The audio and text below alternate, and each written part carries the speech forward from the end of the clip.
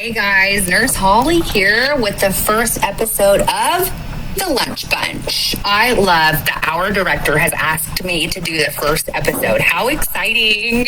So, being an experienced psych nurse here at our hospital, Mitten Medical Center, I have thought of a new implementation that we'll do. I read an article written by Lindenfield et al. It's titled Inpatient Psychiatric Bed Capacity Within CMS Certified U.S. Hospitals. It was published in 2025, and it reports that 22.8% of adults aged 18 or older have AMI, acute mental illness. So these patients admitted with AMI for depression, we're going to give them the opportunity to seek environmental stimulation. Hort et al. Published a journal titled A Scoping Review of International Journal of Environmental Research. It was published in 2023. And that group advises that feeling well when spending time outside in nature is reported by patients with AMI. So this is suggesting the outdoor correlation with feeling well.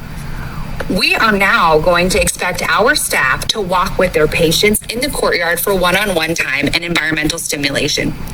We've built some time into the day, so we're going to add in a 20-minute break, essentially, into the day. Now, this doesn't mess up or interfere with your 15-minute morning break or 15-minute afternoon break. We're just going to need to be strategic. So this 20 minutes is going to allot for a 10-minute walk in the courtyard, 5 minutes to get out to the courtyard, and 5 minutes to get back. To accommodate the workload, here's how we'll schedule things. The night charge, you're going to need to set the schedule and shift assignments for the next day. The day charge, we're asking you to advise house supervisor of which two breaks they will cover, one in the morning and one in the afternoon. We also want to advise the float pool of which 3 times they will cover, but we cannot utilize more than 2 float members at one time. I also need you to advise EBS leader at the morning huddle of the walk times so they're able to get into patient rooms and tidy them up. Following these directions here, or these guidelines here, is going to set for an appropriate workload and safety for our staff.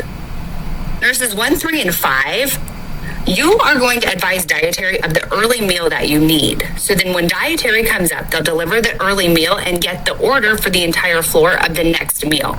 This will happen 3 times, hence nurses 1, 3, and 5. Now we get into the patient care tax. We're asking you guys to help coordinate with the nurses so we can do linen changes, any kind of personal items that are dropped off can get put back into their rooms. Then we'll ask pharmacy to deliver medications into the nurse server and the Pyxis during the night before so that the nurses on the day shift are prepared and ready. Since we're not walking at nighttime, we're asking quite a lot of day.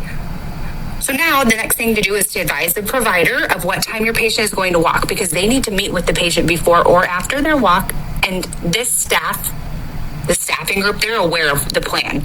So since it's a trial run, we need you to track all objective data that you can, track your minutes outside. Before going outside, we're asking you to complete an elopement risk assessment on the patient prior to leaving the unit. Obviously, if these patients are very sick and unable to walk outside, we're not going to take them outside. Zhu et al. Published an article called or titled The Effects of Walking on Depressive and Anxiety Symptoms, a systematic review and meta-analysis published in 2024. It advises that depressed patients feel less depressed when utilizing walking interventions. This is further supported by Jimenez et al. Published a review of evidence in the International Journal of Environmental Research and Public Health in 2021.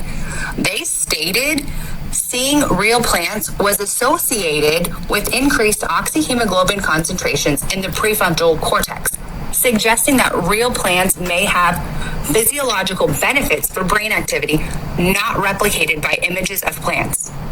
What we're needing from staff is, like I mentioned, all objective data tracked when you're walking with the patient. We need a survey completed by staff on your next scheduled shift, and then we're going to complete that survey again in 24 weeks when this is ending. We need night shift to complete a weekly PHQ-9 assessment published by Spitzer in 2019 titled Patient Healthcare Questionnaires, PHQ-9. I've left more directions or more in-depth detailed directions in the break room. So you've got time to access those, grab them and give them a read. I'm looking forward to the next 24 weeks, guys. Thank you so much for helping.